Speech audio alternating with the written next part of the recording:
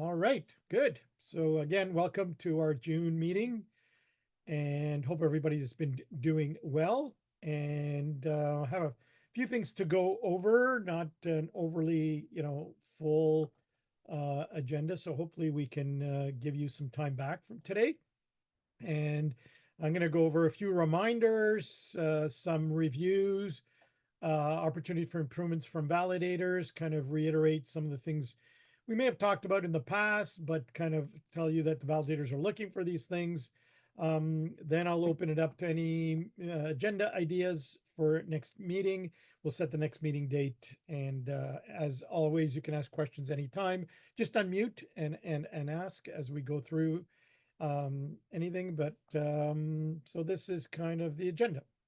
So we're going to start with our typical reminder around your action plan, your responsibility to track your expiry dates and not wait until, the last week before your expiry date and submit all 5 topics at one time. Your final topic should be submitted by at least no later than about a month or 4 weeks before. So you should have tried to do, spread them out throughout the cycle.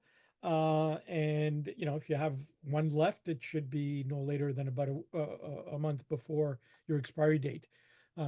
Sending all 5 a month before your expiry date's not a great idea, and sending all 5 a week before your expiry date, not a great idea. So please do track it. Puts me under the gun, and I can't guarantee that I can get all the reviews done that quickly if you waited to the last minute. All right. Again, a lot of the review time that I spend is based on how well you prepared your evidence story and your evidence. So this talks about the evidence packages. So again, as I always mention, the best practice for the evidence packages is to group the plan evidence that's listed in your evidence story under the 4 categories of the evidence story, which is plan, do, check, act, right? And so you would combine all the documents and files into one upload for plan evidence or do. Sometimes you may need 1 or 2 uploads for check. And then if you do need an act, then you would do the act evidence as well. So that should give you, plenty of room because you're allowed 5 uploads per topic. So that shouldn't be a problem. The only uploads you can't combine with anything else would be a video or an audio file. You can't combine with PDFs or Word documents or anything like that. So those would have to take up a separate upload on their own. All right. Once you do the uploads, you should verify that you did it right. So sometimes people send me an email, it's ready. I go in and there's nothing there. And typically it's because you forgot to hit upload evidence, right? When you add the file, or you forgot to hit save when you finished your uploads. All right. That's the typical reason. And the best way to get around that is to make sure that when you do an upload, you go to view files and you can open it from the portal. So if it opens for you from the portal, then it's there and I'll be able to open it. But if you can't get it, then I won't be able to see anything. So to make sure it happened right, it was done right. And then the last thing you do before you close out the upload section is change your status on that topic from draft to ready for provider review. And that is the time that I look at it when everything is done. Okay. There's no point in marking it ready for provider review till everything is done. So don't upload the plan evidence package and then mark it ready for review, right? If there's anything you want me to see or you want to discuss about any of the content, we can do that without having to upload to the portal. Okay, the only time you go to the portal to upload is when everything has been done. Then you've got your evidence story ready, you got your packages, then you log into the portal. Right. So as far as the evidence story itself, that document keep it in Word format. All right. That way, if I have to write any comments, it makes it right easier. I'll do it right on the document itself.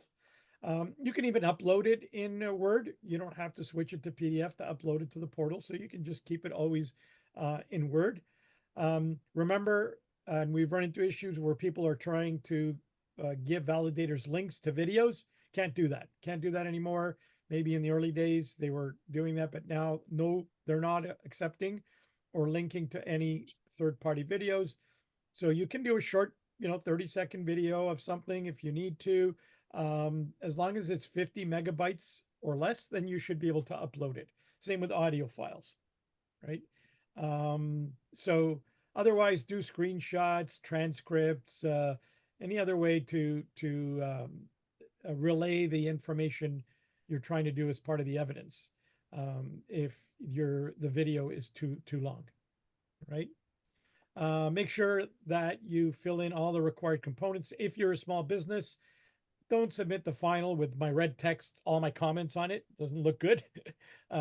So really the final clean version of your evidence story in past tense, not future tense, is what is expected, right? So you're telling the validator what you did, not what you're going to do.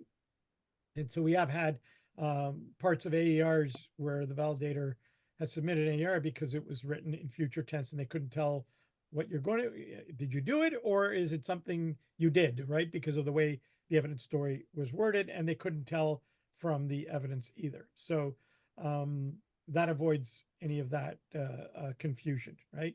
And again, don't leave act blank. If there is no act or improvements required as a result of your check, then just write, that your check showed everything's fine, you followed your procedures, and you'll continue to monitor. And there won't be any evidence, of course, because there was no activity written in under act, right? So don't send me the evidence. Don't send me anything. Everything gets uploaded to the portal. The only thing I keep track of is the evidence story. I review those. I always ask for drafts. If you submit the draft, I will review it. If you don't submit it, and the first time I'm seeing it is at upload, then don't be surprised if you get a lot of feedback because you didn't send me the draft. I try to send out a couple, maybe 1 or 2 reminders of the draft. And if you're not going to send me the draft for review, then what can I do, right? So it is part of the requirements. And the drafts usually of the evidence story, I ask for them about 6 weeks after I've approved your topic. So very, very early on. And it's just really an outline of what you plan on doing. Doesn't mean anything is completed. All right. Any questions on preparing the evidence, completing the evidence story document?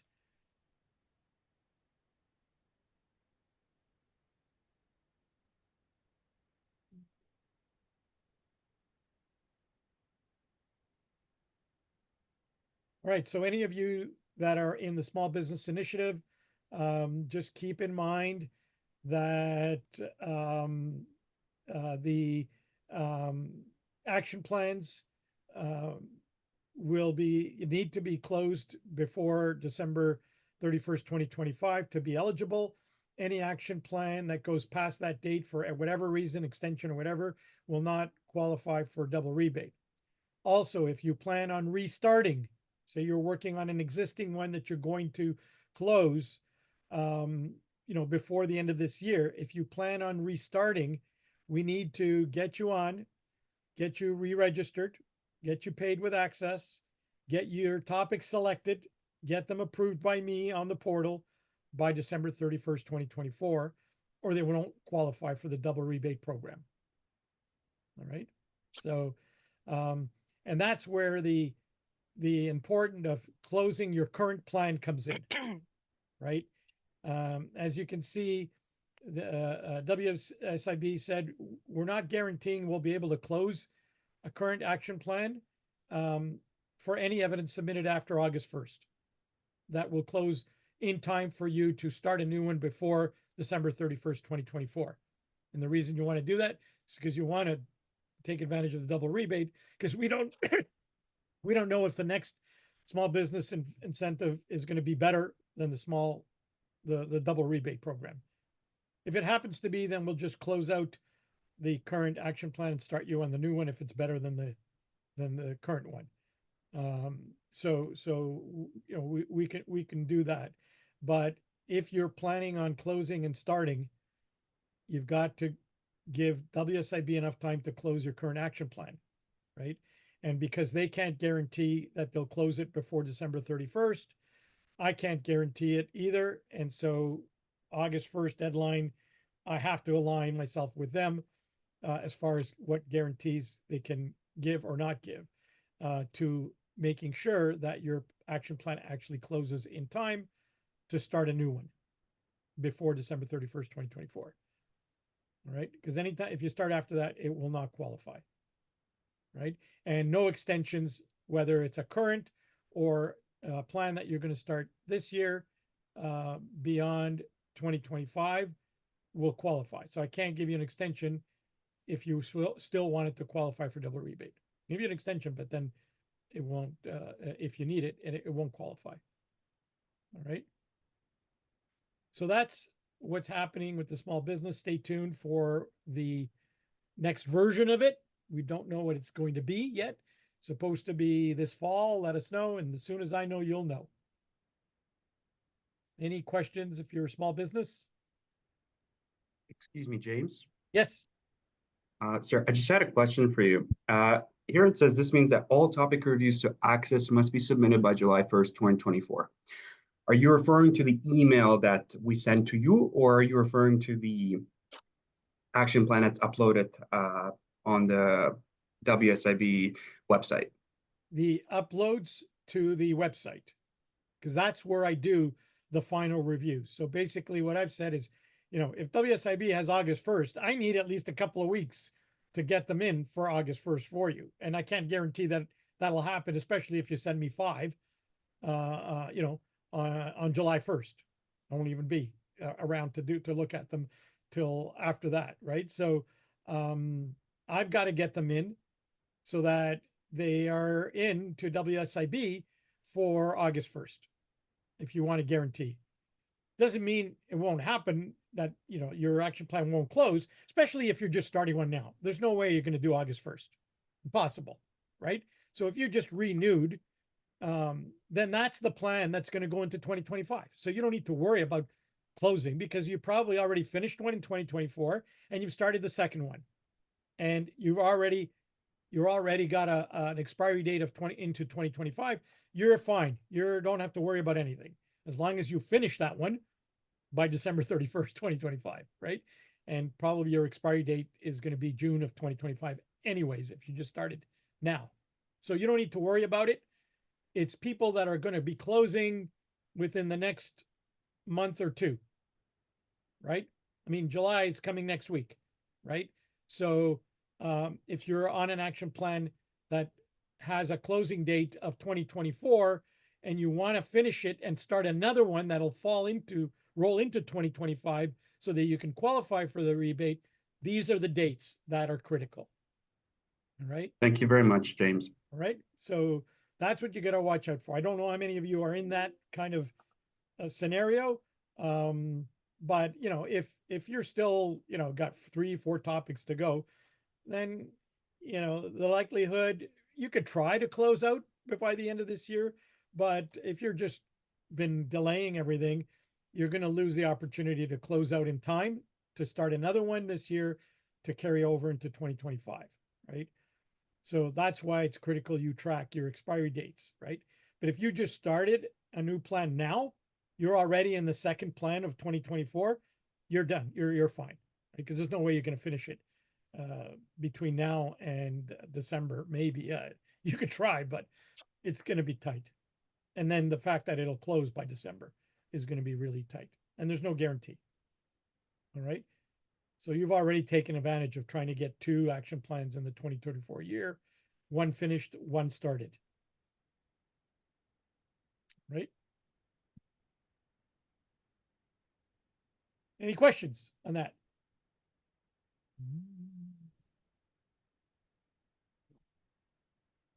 All right. So these next 2 items are validator reviews.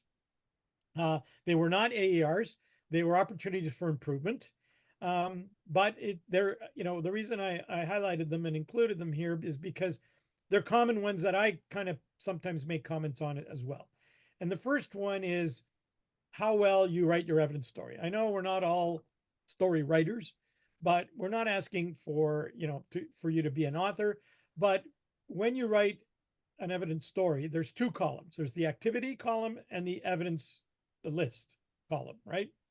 So the activity column should be as much as possible written in a story format. You can use bullets, but if you have one bullet in do that says everyone was trained, and that topic for do requires more than just training people, that won't tell the validator what you did to implement the topic.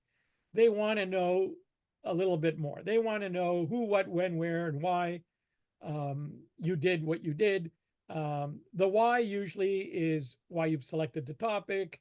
That's done in the plan. So you tell them a little, short paragraph, why you selected it and how you went about planning to implement it, and what kind of a policy you worked on, and maybe a little bit of what's going to be in that policy. That would be plan, activity, narrative. And then the do, for every milestone or do activity required to implement that topic, that's what you explain. We started off by posting the copy of the policy on the board, and then we scheduled the employee training on such and such a date. We trained all the employees. We made sure they didn't have any questions. We did a quiz, da da da da da. Then we put up the posters, then we did this, then we did that. And that's the activity column for do, right?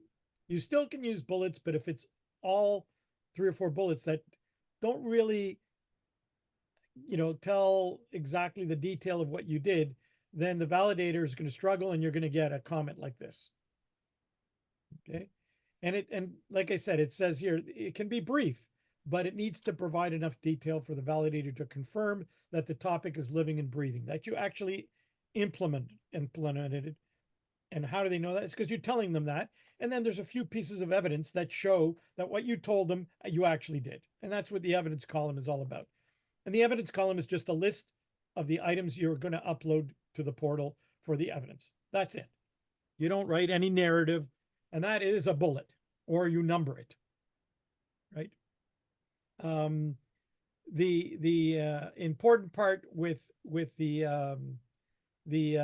evidence uploads, for especially when they're looking at it, is the check activity, right? So they look at that. And so it's good to have, dates with everything in the evidence story. If your evidence story is like, for example, you've got 25 PDF pages of a package for do, then in the evidence story for each item, you should put the page number that corresponds to the PDF that you uploaded. So that's going back to the do package.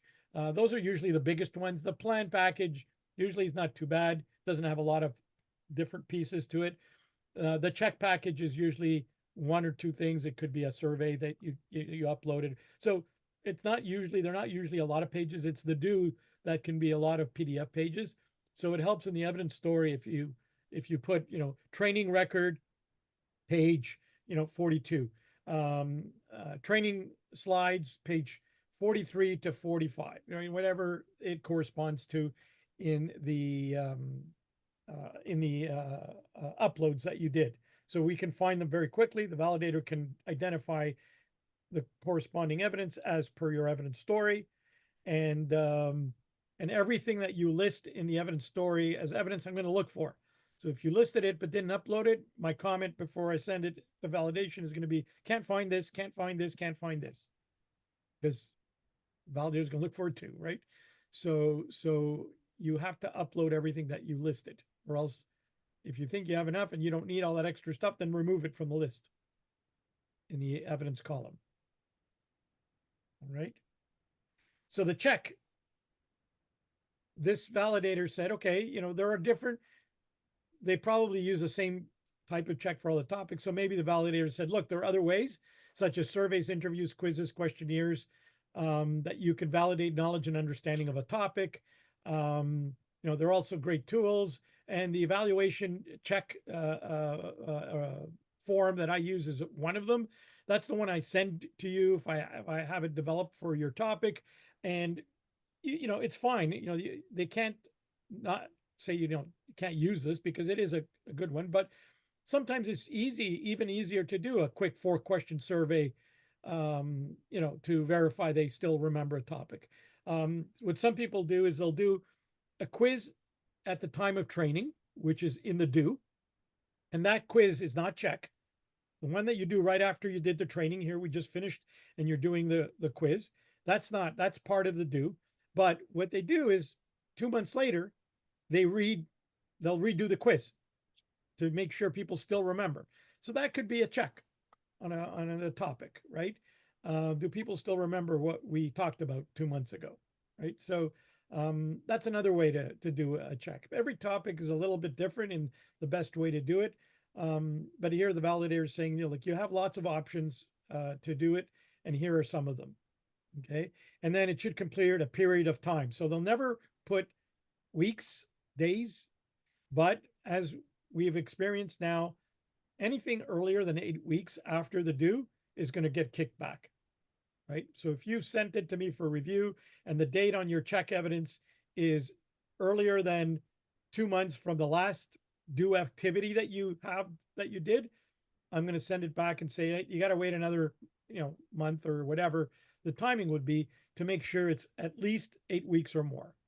The more, the better, right? If you're not in a rush, then why are you rushing it and doing it exactly 8 weeks? Some people, because I say 8 weeks now, they put on their calendar the actual date and it's exactly 8 weeks after, the training, right? That's not the intent. That's fine. But the idea is give it time to gel, to live and breathe, then go back and audit it, right? Using the tool for check that you selected.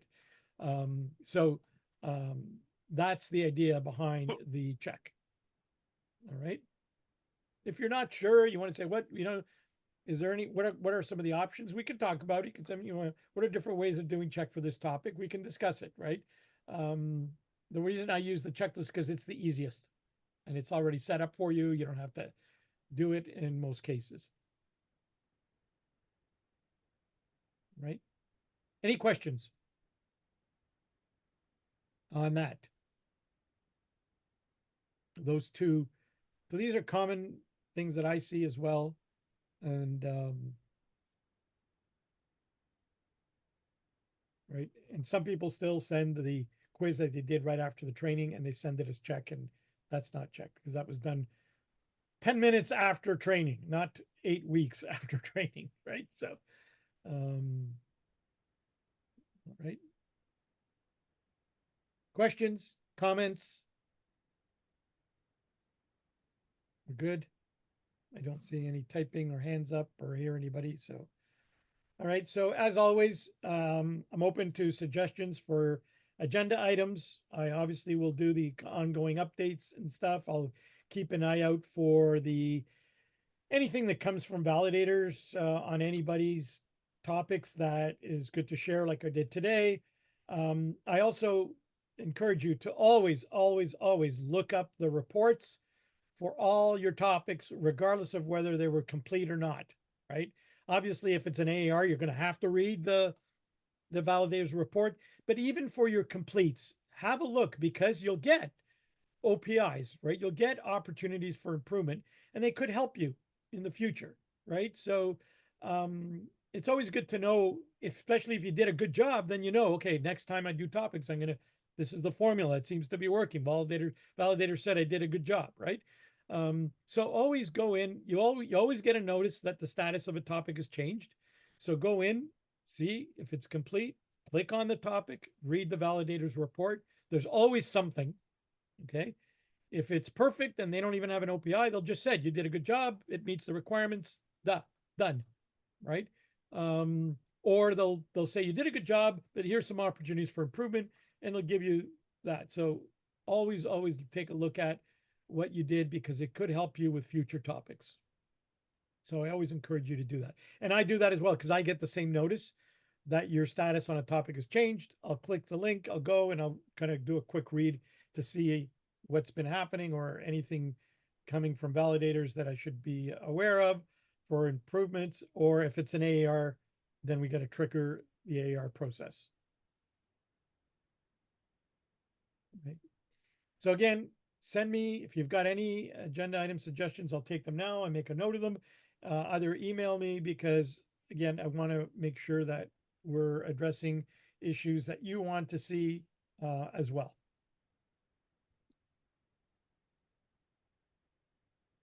Right. So while you're thinking of any questions, I'm going to flick through my calendar. We typically don't meet in July and August because everybody or a lot of people, and you take vacation, they do. So to get everybody here together, so we'll regroup back in September.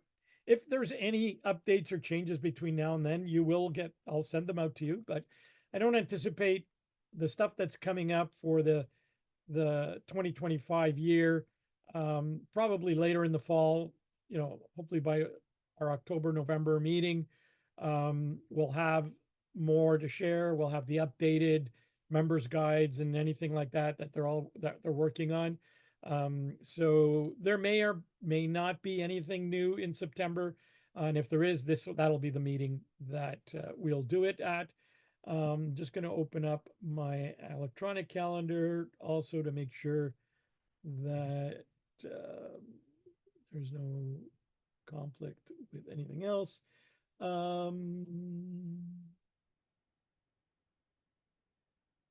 Yeah, we'll do.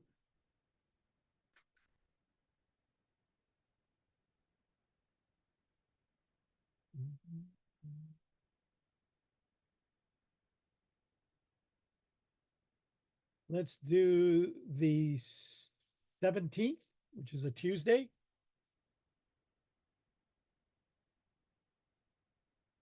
Of September. Hate to think that far ahead because that means summer was basically over. But and we'll keep it at 1 p.m. Okay. Let me see. There's a question in the can you suggest to the program they come up with a certificate of completion? Yeah. So the request is some sort of a certificate of completion. And with the dates and company would be better than the member badge. Yeah.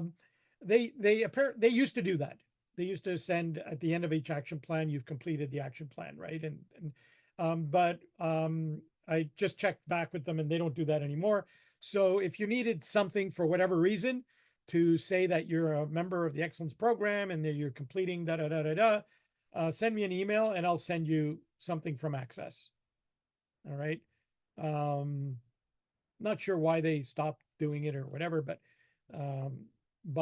apparently you don't do it anymore. If it has to be from them, then I can probably, craft it for them and send it to them and they'll sign it. Right. But hopefully if you need that, that something from ACSESS confirming that signed by Mary should hopefully meet the requirements. But if you need something for whatever reason more than that, then let me know and I can work with WSIB and get you something in that respect. Because there isn't what you'll have is the badge is number one. Number two is you do get what they call the completion report, right? But that probably has more information that specific to you, because that is definitely a confirmation that you completed an action plan, right? So every time there is a report, it goes in the portal, right? It tells you the number of topics and all that, right? So that you'll get every time, and that's already in the archives of your portal, right? It gets posted just before or after the rebates go out. So there's that. But if you need something like a letter that says it, just let me know and we'll work out something based on what you need. Because I don't think WSIB is going to start doing it again. So I can mention it, but I think it was mentioned by another provider and basically they aren't doing that anymore. All right. Any other questions? I will give you some time back on your day. If there aren't any. All right. All right. So if I don't talk to you for any reason that you need me, as always, you can always get a hold of me through email, through whatever. We can do virtual meetings as needed on an ongoing basis. So let me know. Otherwise, have a great summer. And we'll touch base with some of you probably long before the 18th. But if not, we'll see you then. All right. Take care. Thank you, everybody.